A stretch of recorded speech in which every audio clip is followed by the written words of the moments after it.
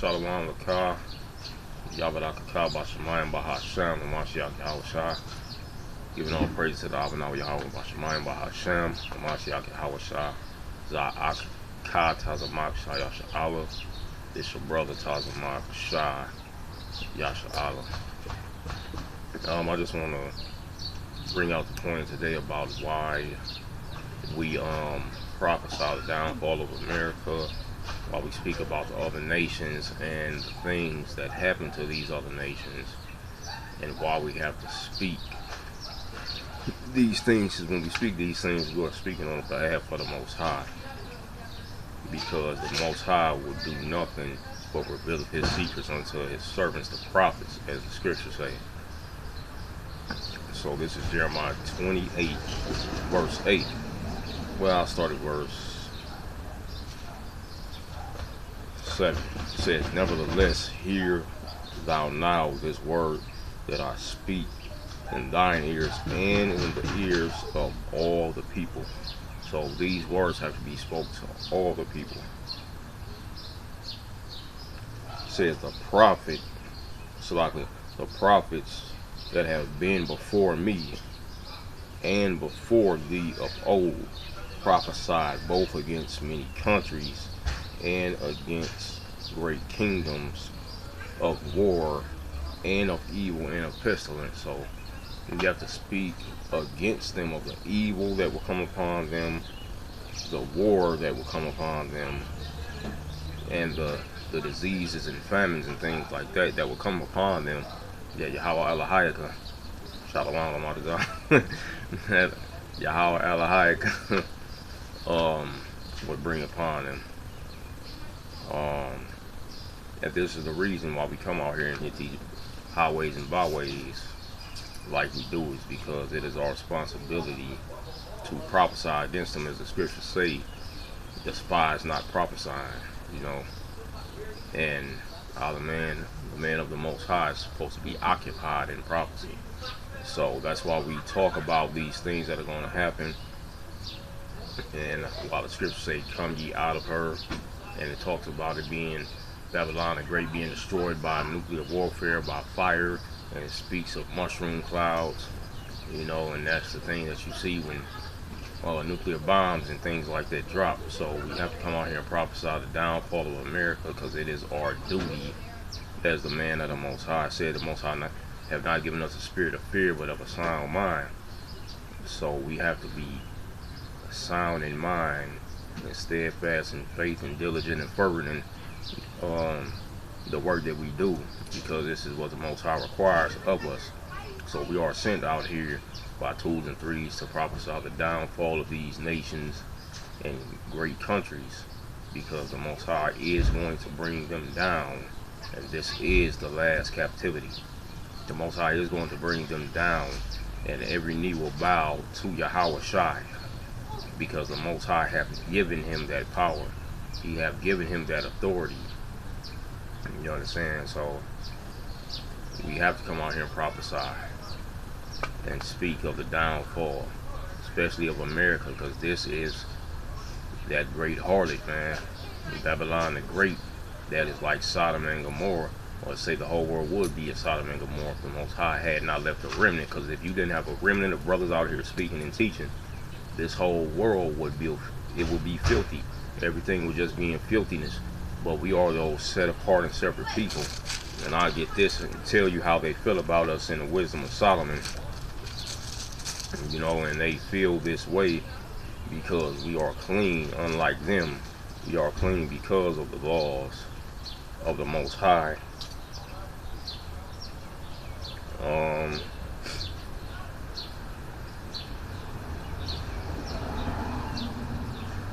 Here we go. I'm going to go Wisdom of Solomon in the Apocrypha chapter 2, verse 15 and 16. It say, he is grievous unto us. This is the Edomites and the other nations talking. He's speaking about us. He said, speaking about the 12 tribes, says, he is grievous unto us, even to behold. This is the other nations talking about how we are grievous to behold. For his life is not like other men's. His fashion, Salaka, his ways are of another fashion.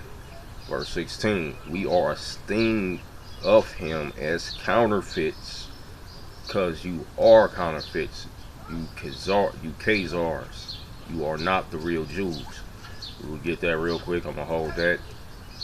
In Revelation chapter 2 verse 9, the Most High put everything that we needed, what he wanted us to have, inside these books and chapters, you know. And yes, they have taken books away as they took the Apocrypha out, but it is coming back slowly. The things that we are supposed to have are coming back to us. This is they are esteemed as counterfeits, like the book says. Wisdom of Solomon chapter 2 verse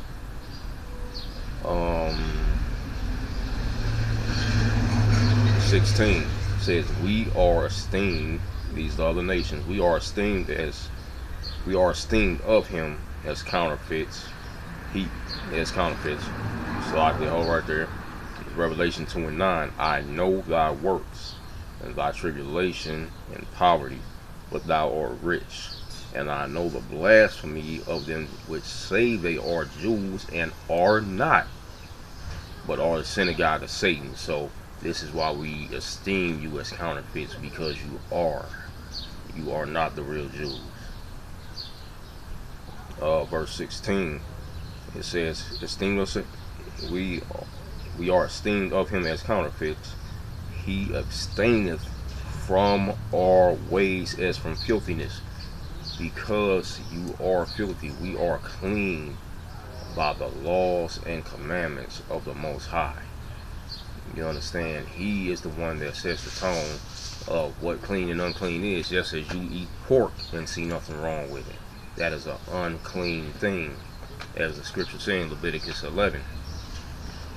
You know what I'm saying? And your way of life in general is unclean, because you think it's okay to sleep with your brothers, your sisters. It's okay to sleep with man, women with women.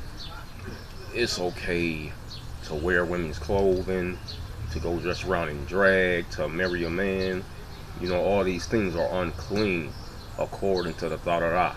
And this is the book that we stand on. This is what we stand on in order to be clean and justified and righteous in the Most High's eyes.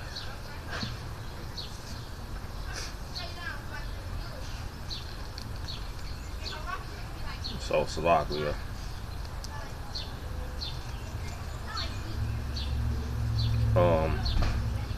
Let me go back real quick. We are esteemed as counterfeits. You know what I'm saying? That was the point I wanted to get about that.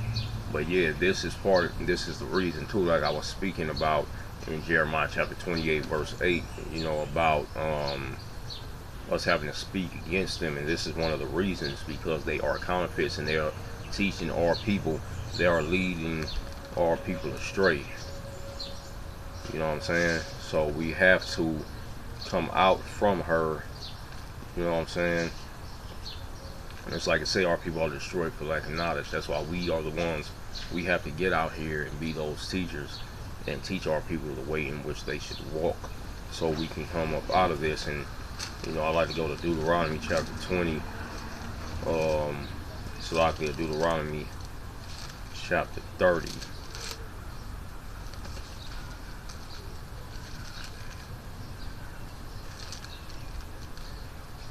Verse, I'll just get straight to the point. 1 through 3. Chapter 30, 1 through 3. And it shall come to pass that when all these things are come upon thee, the blessing and the curse. So when we live through the blessings, you know, King David, King Solomon knows the word of blessings. Now we're under the curse. You know, we're under the curse of, you know, having a yoke of iron upon our neck until we were destroyed. We've been under the curse of our women hating the children that come from between their legs, and our eyes turning evil against our brother, and the women not being delicate as they once were, us picking from fields, much from fields, and gathering but little in, because our enemy take it from us. You know, all these things it speaks about us going to our enemies, which it calls our lovers in the book of Habakkuk, I believe, chapter 2. Let's see. Let me go to it real quick. Now, we just brought it out in this lesson we just did. Me and my brother Lamont Zaya. But I believe it is Hosea, Salaki, Hosea chapter 2 and 5 said, "For their mother had played the harlot, she that conceived them have done shamefully. For she said, I will go after my lovers. They give you bread and water and wool and flax and oil and drink." And if you go to Deuteronomy, you really quick, I'll go there, chapter 28, like 40, chapter 28, Salakia, chapter 28, verse 47 and 48. It says, "Because thou servest not the Lord thy God, or Yahweh thy power, with joyfulness and gladness of heart there, for the abundance of all things, therefore shalt thou, Salakia, serve thine enemy, which Yahweh shall send against thee in hunger and in thirst and in nakedness and in want of all things." And that's what we just said prior in the book of Hosea. In the book of Hosea, yeah, here we are. In the book of Hosea, that they would go to their lovers for drinking wool and flax and oil and all that. So you went to your lovers. So the Most High turned them into our enemies. Because it said he would send you into the hand of your enemies, right?